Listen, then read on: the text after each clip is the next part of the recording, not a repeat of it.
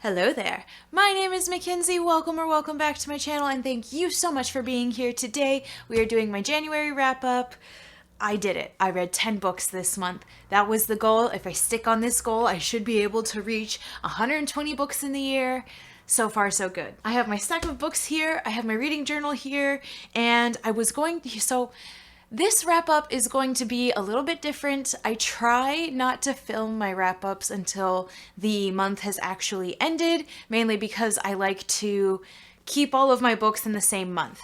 However, with the way my filming schedule is, with the way I get very busy during the week, it is just not possible for me to do that this time. Especially considering I am in the middle of a book. Well, I'm like 45 pages in. It's Sunday, January 30th, so I have today and tomorrow, Sunday and Monday, to finish reading this book. So more than likely I will finish it. However, if I want to get this video out on Wednesday, I need to film it now. So I will talk about that last book, the 11th book, in February's wrap up. Editing Mackenzie is going to flash up on the screen how many pages I read this month. It'll be 10 books or 11 books if I finish this month. How many genres I've read, what my ratings were, and the percentage of my TBR that I read this month. Well, I was going to say I didn't buy a book this month. That is incorrect. However, I did not read a book that I bought this month. So everything that I have read this month was already on my TBR, pre-existing. I'm very happy about it. I also had a really good reading month. I think everything this month was a 5 or a 4 star, which is kind of insane. But like, when I step back and think about it, like, yes, I truly enjoyed everything that I read. A few of these are like an all-time favorite now, and a lot of these are kind of just going through my backlist, continuing a series, reading authors to see if they might be a new favorite of mine. So let's just get started now that Editing Mackenzie has flashed up on the screen all of the stats for us.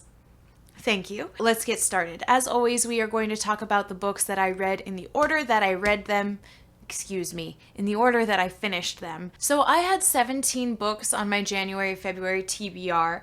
Out of those 17 in January, I read 6. I still read 10 books, but somehow, good job. So let's start with the first book that I finished. It was Heartstopper Volume 4 by Alice Oseman. So I basically found this in December of 2021 when I thought it wasn't going to be back in stock at my Barnes & Noble until January. And I decided on, literally January 1st, that this was going to be the book that I rang in the new year with. I obviously gave it a 5 star. It was almost heartbreaking. Like, Heartstopper is a good title for this series.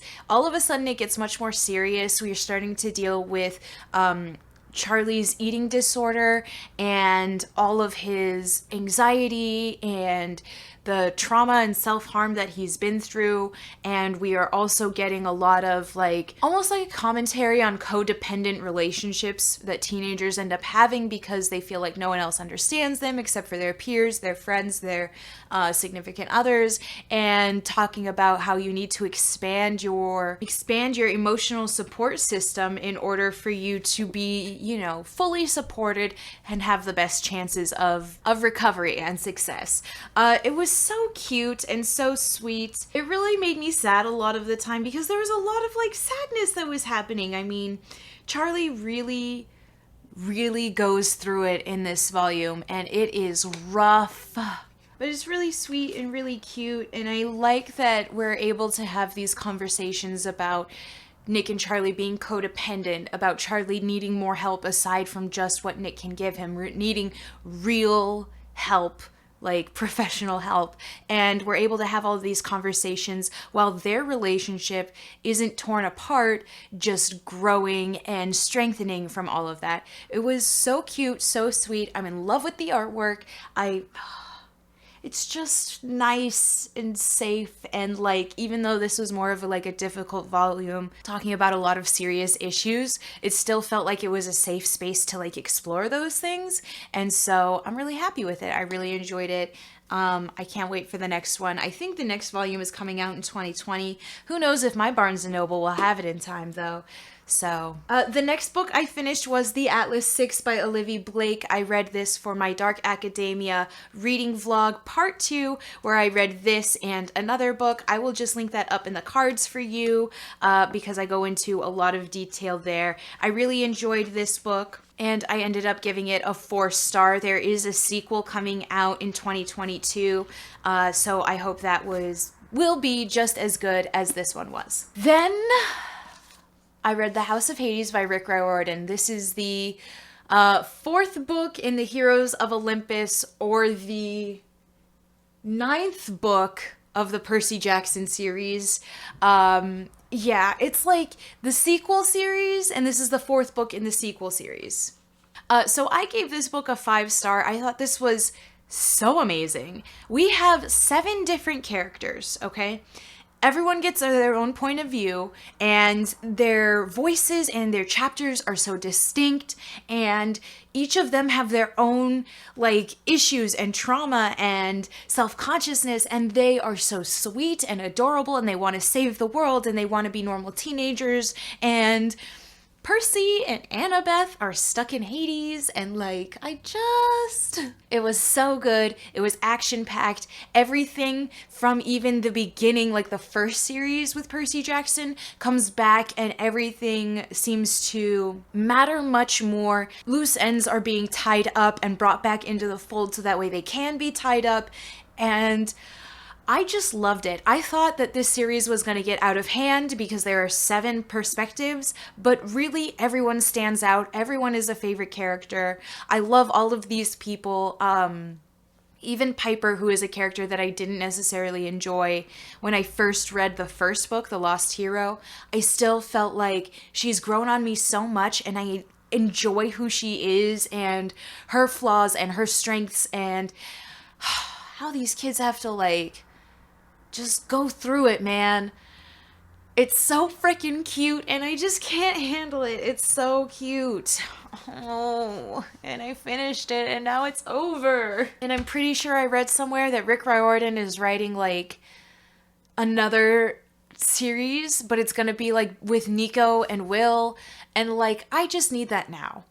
Then I read The Blood of Olympus by Rick Riordan, which is is this the 5th book? Hang on. Yeah, 5. Book 5 of Hero Olympus, or book 10 of the Percy Jackson series. I also gave this a 5-star. It ended so beautifully. There were like 3 different I wouldn't even say climaxes, but 3 different fights they had to win in order to save the day, and they did, and I loved it.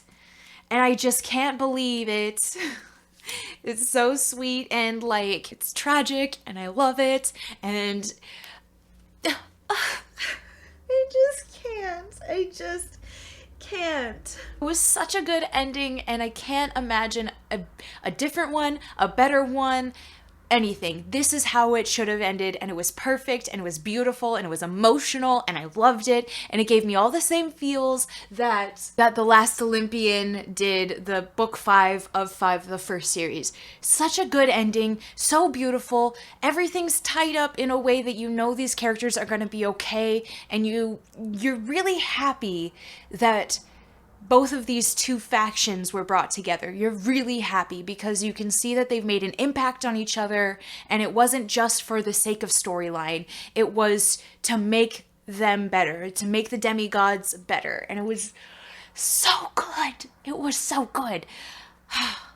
5 stars. And now I'm done with that series, and like, I need more.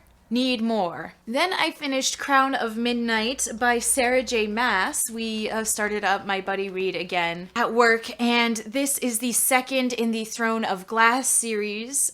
Gosh, I really enjoy how Sarah J. Maas kind of sets up her series, how the first book is almost entirely different than what the rest of the series is going to be about. In this book, it's much more political, and it's almost a pattern now. It's the same with ACOTAR, and it's the same with Crescent City, where the first book sets up the entire world, and it's almost like one small story that ignites the rest of the series. And then the rest of the series is much more political and much more socially engaged, and our heroes actually have to like fight more, and it's going to get more action packed, and it really is. It really is.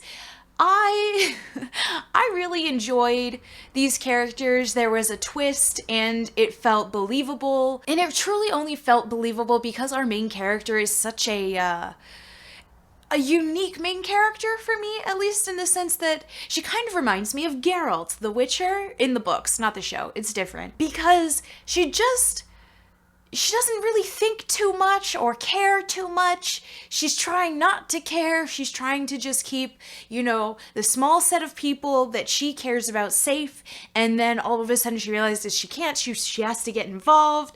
And it's interesting and it's nice. And I think that what's her name? Selena is really interesting and engaging, and the secrets she keeps from the reader, it's amazing, especially because a lot of it is in her perspective. This has a few different points of view. Selena, Dorian, and Kale, their relationship, their weird triangle relationship. It's funny because she likes both of them, and I think she's attracted to both of them, and I think in any other situation, any other life she might have been with either of them, it's just she truly views them as the colonizer and the destroyer of her people from Terrasen, and it's almost impossible for her to get over that. And you feel it a lot more in this book. You think from the first book that she might end up with Dorian throughout this whole book, and it's kind of that way and it's kind of not that way. It's a little wishy-washy, their relationship, because they're both trying to reconcile who the other person is and what they do, and how Kale truly loves working for the king for some reason. And it was really good. It was really refreshing. I really enjoyed this part of this series. I really think, because this one is also a transitional book to get her away and out from under the direct thumb of the king and into a new kingdom to where she can hopefully play more of a powerful part in the political atmosphere that's happening. Really enjoyed this book. 4-star, solid entry. Then I read In the Ravenous Dark by A.M. Strickland. Can I tell you how much I was worried for this book? How much I truly thought and was not sure that I would enjoy it. Because, I was burned. I was burned so hard from those book boxes after having read In the Golden Flame. However they vet their books, however they pick their books, I don't necessarily trust anymore. And I was very nervous. This was a premise I was entirely interested in. So this is polyamory. This is about a place where magic is basically illegal, and if you have magic, then you are basically chained to a ghost, and that ghost is supposed to protect you, but also it dampens your power and it takes from you, and there's an evil king, and we have our main character, and she's found out that she has magic, and so they take her, and man, oh man, was this a crazy ride for being a standalone, and all packaged up nicely, ready to go and end perfectly, so you're happy and you've just had the most amazing adventure of your life.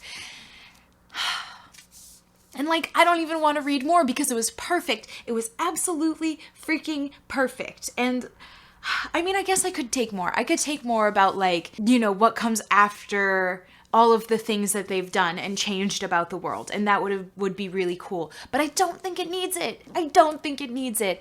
I feel this was such a beautiful book. So we have our main character and she's stuck with this ghost, and this ghost is attractive to her, and she is attracted to him, and he is attracted to her. They like each other almost immediately. She's upset with him because he is basically keeping her in check, and there are plot twists about who her family is, and oh my god, it's so cool. It's so cool. And then she falls in love with the princess, and there's this whole conversation about the patriarchy and about how like these men are in these powers of position, these positions of power, and so they take from women and they make them bear a burden and all to get more powerful. And it's, oh my god, so good, so well talked about, so well described. The vibes, it was like, oh, it was so cool. Like, this is heavily dark, but also like, I mean, they just worshipped death, the area and place that she was in, and it was so interesting to just follow that story and to follow these people. And oh my god, it was so good. It was so good. I love this. I gave this a 5-star. It was absolutely perfect. Like I said, it's a standalone and it feels beautifully written, beautifully wrapped up, and it didn't feel forcefully wrapped up. Of course, there are other things, like if we really wanted to, we could have made this a sequel, but it didn't need it, and the author knew that, and they put in just enough things to completely flesh out the world. Like, there was not a single thing that was brought up that wasn't completely fleshed out, described, and taken care of by the end of the book. I was getting nervous about towards the halfway point because I was like, okay, but I still feel like I don't know enough about this world to happily leave it. And the author was like, I got you, don't worry. And she did. And she did. It was so good. 5 stars. That was amazing. Okay, and then I finished If We Were Villains by M.L. Rio. This was the second book that I read for my Dark Academia Part 2 reading vlog. I will have that linked up in the cards for you guys so you can take a look at that and see all of my thoughts. I really loved this. Gosh, this was amazing. I gave this a 5-star. I think it was beautifully written. It was Shakespearean actors. That was the academia part, right? And they layered Shakespeare into everything, every conversation, every seminar, every, conversation between the characters, and then, in their lessons, and how it all related to the plot and these characters and the archetypes that Shakespeare wrote about. And it was perfect. It was perfect. 5-star. Then I read Turn of the Key by Ruth Ware. So this is a retelling of A Turn of the Screw. I forgot the author of that, but that was just a short story novella, and this is obviously not a short story. I thought this was very good. So there were just enough pieces of Turn of the Screw to make it a retelling, but it didn't rely on those pieces that it took from Turn of the Screw to make it the story that Turn of the Key is. This was so interesting and good, and like, oh my gosh, when everything is revealed, you're just like, it was tragic. It was absolute tragedy. So in this book, we are following Rachel. It's told in a series of in a series of letters where Rachel is trying to write to a defense attorney, trying to get him to see her side of the story in a case, because she's in jail. And they basically have her dead to rights. Like, she is going to jail. She will lose her case. And so she's writing to this best defense attorney in the land. So it's told in a series of these letters. And it's really cool because, like, after you get after like the first couple of ones where she's kind of freaking out, and then like it becomes one long letter. So she's telling the story, and then at the beginning of like the next chapter break, like here, she says, Mr. Wrexham, you must feel this way, or after I've told you this part of the story, it must seem crazy. But it's really cool and really interesting that way. So she is a nanny, and she is hired by this family to be a live-in nanny. And after some turn of events, one of the children under her care dies because the parents are gone, and one of the children dies, and the police blame it on her. And so that's the premise of Turn of the Screw also. In Turn of the Screw, the nanny and the children see ghosts, and the nanny's convinced the children see ghosts, and the nanny is convinced that the ghost kills the children. But that one, it ends more of an ambiguous ending. In this, there is a little bit of like a paranormal aspect, but also a paranoia aspect. The nanny we're following is very paranoid, and it almost seems like she's paranoid for no reason, and she's distrustful of people for no reason. And then you get to know more and more about her, and you kind of realize, like, okay, maybe she's the unreliable narrator. And then it all falls into place. Then we pull back and you see the full picture of it, and you're like, damn, everything makes sense now. And you guys, the ending, like literally the last 6 pages changed me as a person. As a reader, it changed everything. Like, I had to sit for a long time with this, and it just tragic. It was tragic. Oh my God, it was so good. I gave this a 5-star. This was perfect. It was absolutely perfect.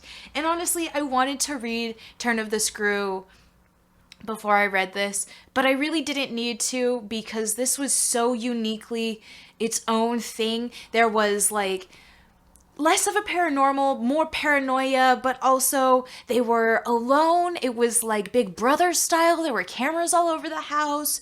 There were other people. Like, it was much more its own thing, and I feel like it was perfect. No complaints. Absolutely amazing. I recommend it to everyone.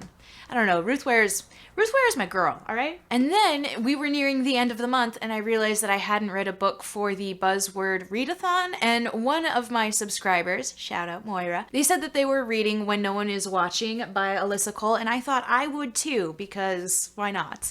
I really enjoyed it. I thought it was really interesting. I felt like out of nowhere, this became much darker and more sinister.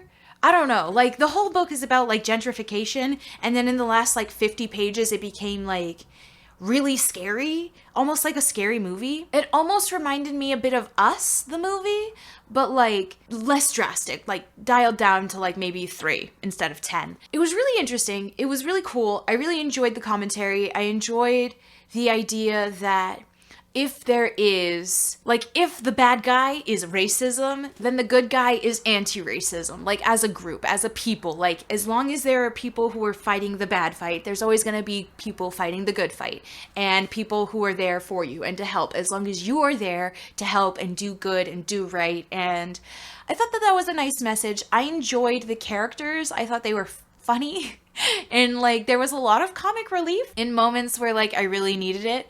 And I really enjoyed, what are the 2 characters? Sydney and Theo. I really enjoyed their relationship. Sydney had no time for Theo, like, ever. And Theo was like, I'm in love with you. Please pay attention to me. Just look my way. I don't care. Just love me. It was really cute, and I thought it was really sweet. And I really enjoyed it. I really liked it. I just wasn't picking up on the thrill, like the tone. I felt like mystery was happening, but the tone wasn't matching, and then all of a sudden it was scary. And yeah, I didn't hate it. I did really like it. I did enjoy it. I gave it a 4-star. I think if the tone was a little bit more consistent, I would have been able to give it a 5-star, because I enjoyed a lot of the little aspects, and then the whole big story. It was really cool. So I felt like the only thing keeping it from a 5-star was that weird tonal shift at the end, but it was still really good, and I definitely recommend it. And then lastly, the 10th book that I read in January, Carry On by Rainbow Rowell. So this book was very interesting. I didn't really know. I mean, you guys see me talk about these books when I bring them up on my TBR. I didn't really know what this was really going to be about, and it was cute. So this is like, it's almost like Harry Potter if it was like an AU where Harry and Draco were like enemies to lovers. And I was here for it. I was here for it immensely. It was so cool. And it was, I want to say that it's a little bit different also. Like, instead of Voldemort, we have like this mysterious bad guy called the Humdrum, and he's taking magic, and it's just a little bit different. And then like, there is like a chosen one, but there's also a mystery, and the Dumbledore character isn't like, he kind of seems like the bad guy sometimes, and like there are a lot of good differences that make it different enough to be like not a complete ripoff or anything like that. And I feel like it was just, God, there was so much pining. There was so much pining because at the beginning, Simon and Baz hate each other, and like they don't understand why they're obsessed with each other. And like, I mean, Baz does. Baz always knew. He always knew, but Simon is slow on the pickup there. And it was so cute. And so we have like two mysteries going on. We have the mystery of the humdrum, and then we have the mystery of like all the ghosts like who have unfinished business come back on Veiling Day or something. And Baz's mother comes to Simon on accident because Baz is missing at the beginning of the book. And Baz's mom is like, Simon, tell Baz, give him a message. And basically the message is to avenge her because someone murdered her.